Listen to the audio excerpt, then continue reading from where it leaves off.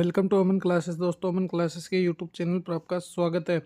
दोस्तों, आज है 26 फरवरी 2025 से रिलेटेड राजस्थान करंट अफेयर्स के जितने भी मोस्ट इम्पॉर्टेंट क्वेश्चन बनते हैं, आज उसके ऊपर हम चर्चा करने वाले हैं। तो प्यारे दोस्तों, कैसे हैं आप सभी? चलिए दोस्तों, स्टार्ट करते हैं आज की अपनी राजस्थान करंट की मोस्ट इम्पॉर्टेंट क्लास को। इससे पहले जितने भी साथी चैनल पर नए हैं वो चैनल को ज़्यादा से ज़्यादा लाइक शेयर सब्सक्राइब कर दो और बेल आइकन को प्रेस कर लो, जिससे कि आपको रोज़ इनका नोटिफिकेशन मिलता रहे। तो देखिए, आज का अपना पहला क्वेश्चन देखिए। और दोस्तों, अगर आपको पीडीएफ चाहिए तो पीडीएफ के लिए टेलीग्राम को तुम ज्वाइन कर लो। टेलीग्राम पर ही रोज़ मोस्ट इंपॉर्टेंट क्लासेज जो है वो अपलोड होती रहती है। तो देखिए, आज का अपना पहला क्वेश्चन देखिए। किस जिले में centre of excellence for mines and minerals की स्थापना की जाएगी? धौलपुर में, अजमेर में, जयपुर में या जोधपुर में? तो दोस्तों, राजधानी जयपुर में दोस्तों centre of excellence for mines and minerals की स्थापना की जाएगी। तो चलिए इसके फैक्ट्स पर डिस्कस करते हैं। क्या है ये? राजधानी जयपुर में centre of excellence for mines and minerals की स्थापना की जाएगी। राजस्थान की खनिज और गैस नीति। तो क्या है राजस्थान की खनिज और गैस नीति? तो देखिए, राजस्थान की अर्थव्यवस्था में खनिजों की बहुत बड़ी भूमिका है। Research and development, interpretation of capacity building हेतु 60 करोड़ रुपए की लागत से जयपुर जिले में centre of excellence for mines and minerals की स्थापना की जाएगी। तो कितने करोड़ रुपए का प्रावधान किया गया है? ध्यान रखना, 60 करोड़ रुपए का। कितने का? 60 करोड़ रुपए का इसमें प्रावधान किया गया है। देखिए, संस्था स्थापित करने के लिए योजनाएं। तो इस संस्था को स्थापित करने के लिए कौन कौन सी योजनाएं बनाई गई है? तो देखिए, उदयपुर जिले में इंस्टीट्यूट ऑफ माइंस की स्थापना की जाएगी। जोधपुर जिले में स्थित एमबीएम यूनिवर्सिटी में पेट्रो कैंपस को स्थापित करने का प्रस्ताव है। अगले वर्ष तक राज्य के 1,25,000 घरों को पाइप गैस सप्लाई से जोड़ दिया जाएगा। राजस्थान के उद्योगों में गैस के प्रयोग को प्रोत्साहित करने के लिए Rajasthan city gas distribution policy 2025 लाने के प्रस्ताव को भी दोस्तों क्या है, मंजूरी मिल चुकी है। वेरी वेरी इंपॉर्टेंट क्लासें चलती है दोस्तों रोज, इसलिए पीडीएफ के लिए टेलीग्राम को ज़्यादा से ज़्यादा ज्वाइन कर लेना।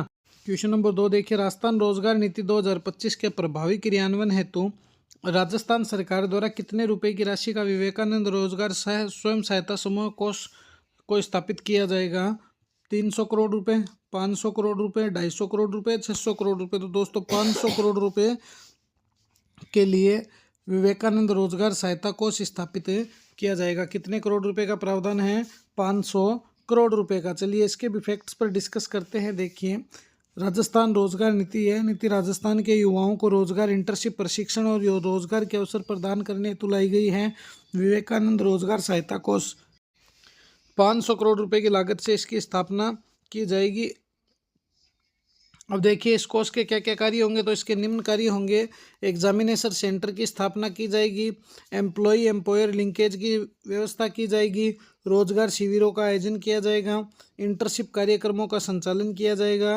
रोजगार प्रशिक्षण और काउंसलिंग की व्यवस्था की जाएगी। चलिए आगे देखिए, नेक्स्ट पर डिस्कस करते हैं। क्वेश्चन नंबर 3 हमारा ये रहा। कोटा जिले में कितने रुपए की लागत से विश्वकर्मा स्किल इंस्टीट्यूट की स्थापना की जाएगी? तो दोस्तों, कितने रुपए की लागत से? 150 करोड़ रुपए की लागत से कोटा जिले में क्या किया जाएगा? विश्वकर्मा स्किल इंस्टीट्यूट की स्थापना की जाएगी। वेरी वेरी इंपॉर्टेंट क्वेश्चन है दोस्तों, इसलिए इनको हल्के में तो बिल्कुल भी मत लेना। विश्वकर्मा स्किल इंस्टीट्यूट कोटा जिले में इसकी स्थापना 150 करोड़ रुपए की लागत से की जाएगी। इससे युवा उद्यमिता और वित्तीय सहायता प्रदान की जाएगी। कौशल विकास और रोजगार। तो centre for advance skill and career counselling. तो प्रत्येक संभाग में इंडस्ट्रियल पार्टनर के सहयोग से इसकी स्थापना की जाएगी। इससे राज्य के 50,000 युवाओं को कौशल प्रशिक्षण और रोजगार के अवसर जो है वो मिलेंगे।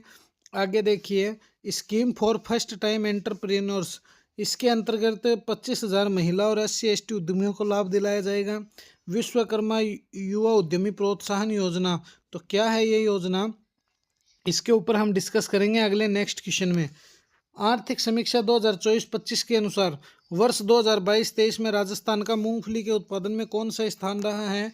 तो ध्यान रखना, मूंगफली के उत्पादन में राजस्थान जो है वो दूसरे स्थान पर था। तो option D is the correct answer. कौन से स्थान पर था? राजस्थान सेकंड नंबर पर था। तो अब देखिए, आर्थिक समीक्षा के ऊपर अपन थोड़ी सी चर्चा करते हैं। आर्थिक समीक्षा 23-24 के अनुसार 22-23 में राजस्थान का मूंगफली के उत्पादन में प्रथम स्थान, दूसरा स्थान रहा है। तो देखिए, प्रथम स्थान कौन कौन सी फसल का था? तो देखिए, पोषक अनाज जो 15.66% थे, कुल तिलहन 22.78% थे, बाजरा 44.66% था, ग्वार जो है सबसे ज़्यादा 90.36% था, राई और सरसों 46.13% है। अब देखिए दूसरे स्थान पर जो थी अपनी मूंगफली थी 18.76%, और तीसरे स्थान पर कौन रहे थे दोस्तों, तो ज्वार था 14.87%, सोयाबीन 8.5%, 14.75% चने थे, और कुल दलहन 13.88% थे। तो ध्यान रखना फर्स्ट, सेकंड और थर्ड, पहले, दूसरे और तीसरे स्थान पर आर्थिक समीक्षा के अनुसार मैंने आपको रिपीट करवा दिया है कि किसका कौन सा स्थान था। आगे चलिए लास्ट एंड फाइनल क्वेश्चन पर डिस्कस करते हैं। देखिए गुरु गोलवलकर अर्जुन भागीदारी विकास योजना के लिए सत्य कथन बताओ। तो दोस्तों यह योजना 2014 में शुरू की गई थी और बजट 2024-25 में इस योजना को बारे में डिस्कस किया गया है। अब क्या डिस्कस किया गया है वो तो तुम देखना। गुरु गोलवलकर जन भागीदारी विकास योजना ग्रामीण विकास, रोजगार का सृजन, सामुदायिक संपत्तियों का निर्माण और रख रखाव। क्या है इसका मुख्य उद्देश्य? ग्रामीण में सामुदायिक संपत्तियों का निर्माण और रख रखाव। लागू, यह योजना केवल राजस्थान के ग्रामीण क्षेत्रों में लागू की गई थी। अनुदान क्या है? तो शमशान या कब्रिस्तान 4 दीवारी 90% इसमें अनुदान कर रही है। अन्य सामुदायिक संपत्तियां 70% का अनुदान रहा है। 40% से अधिक SC/ST आबादी वाले 80% लोगों का योगदान रहा है। और देखिए वित्त पोषित, ये पूर्णतः राजस्थान सरकार द्वारा वित्त पोषित है। फरवरी 2020 में गुरु गोलवलकर जन भागीदारी विकास योजना का नाम महात्मा गांधी जन भागीदारी विकास योजना किया गया था। कब? 2022 में इसका नाम महात्मा गांधी जन भागीदारी विकास योजना कर दिया गया था। वित्तीय स्थिति 24-25 के अनुसार इसके लिए 20 करोड़ रुपए का प्रावधान किया गया है। दिसंबर 2024 तक 13.10 करोड़ रुपए दोस्तों इस योजना में लग चुके हैं। और बजट 2025-26 में घोषणा। गुरु गोलवलकर स्कीम के तहत राजस्थान के 35 सबसे पिछड़े ब्लॉक के विकास हेतु 35 करोड़ रुपए का दोस्तों क्या किया गया है?